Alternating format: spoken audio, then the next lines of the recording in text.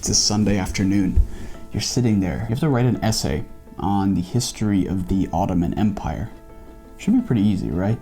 You're ready to do it. You're good to go. You know a lot about the Ottoman Empire, so let's just write this essay.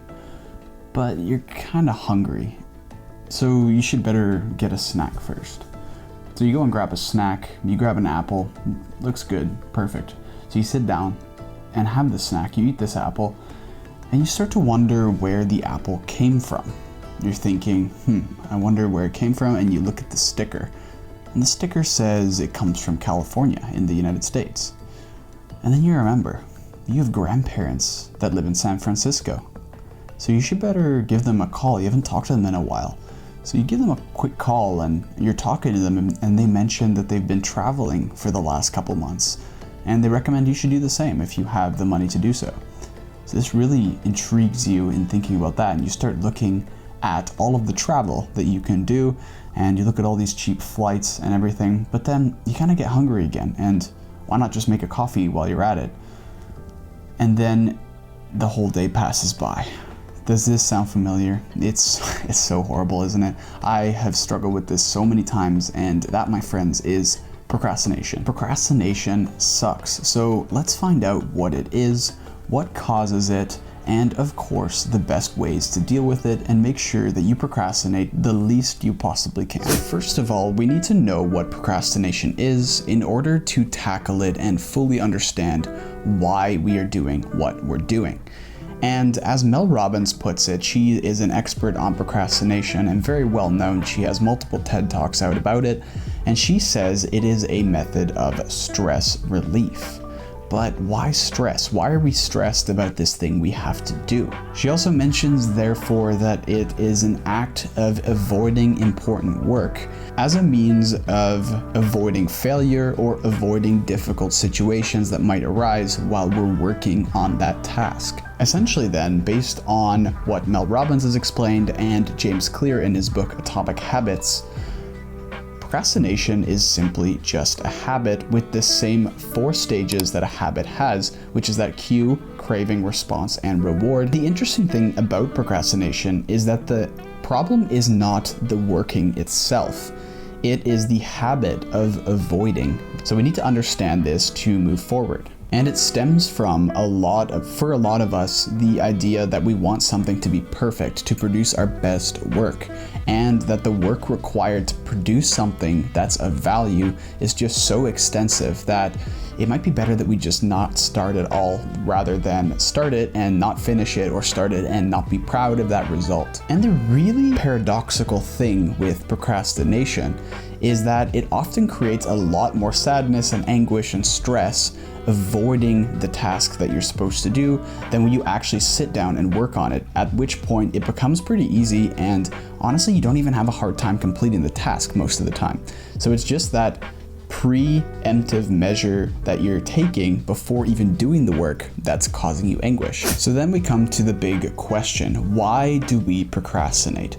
And after hearing that it is like a habit, I turned to James Clear's blog and started reading some articles about procrastination and learning more about it. And it turns out it all comes down to instant gratification, much like focus does. Our brain often puts instant gratification, or the present, ahead of long-term goals, or that long-term satisfaction that we can work towards in small steps. So it really is an inside thing that you want to be doing what's comfortable and what you want to do right now, but you also want to be working towards those long-term goals. But your brain tries to convince you that doing nothing right now and being comfortable and not dealing with the things that build things in the long term is the way to go. And the frustrating thing with this is that in the moment, the stress of putting off that certain task creates a lot of stress in and of itself that actually doing the task wouldn't even create. Although the actual work or the task that you're trying to complete is not nearly that hard, it's that barrier of breaking out of the instant gratification of the present and jumping into those shoes of doing things for the future and building stuff for your future that your brain has a very hard time, and it builds a very large physical and also a mental barrier to get started. Something that caught my eye is called the procrastination action line, and it's something that James Clear introduces on one of his blog posts.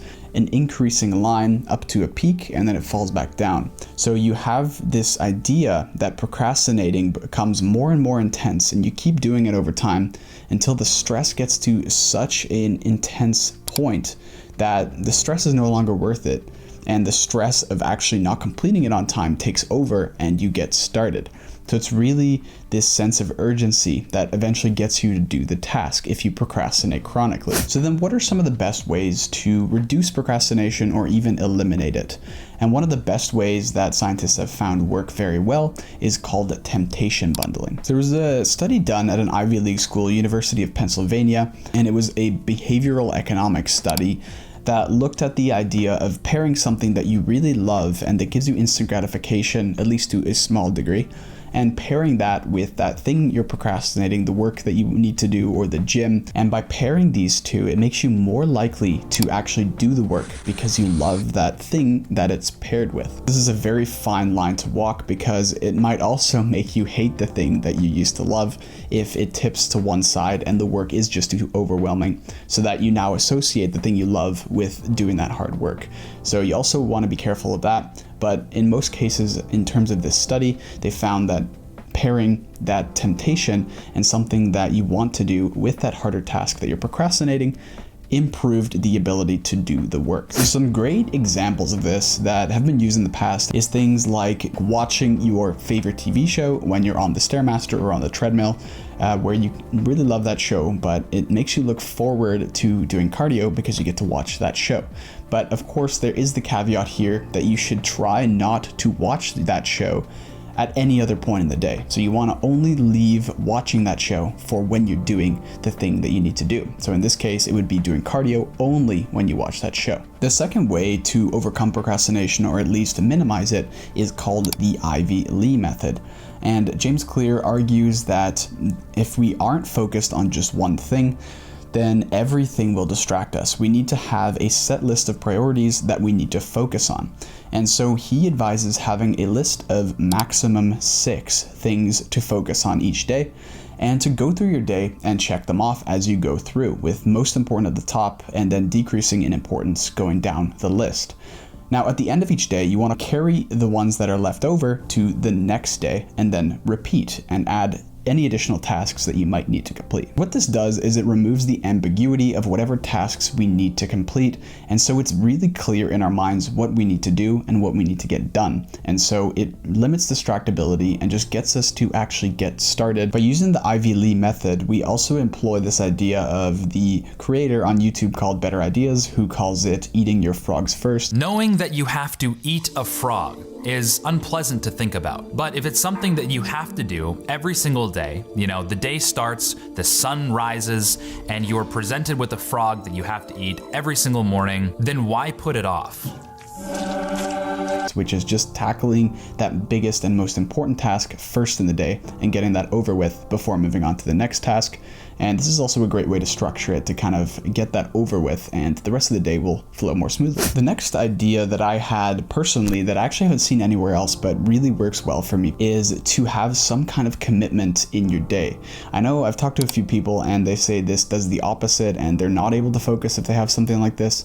But for me, for example, if I have an entire open day, I'm much less likely to sit down and do focused work than if I have to meet somebody in 2 hours and I have a 2-hour window right now to work before I have to go.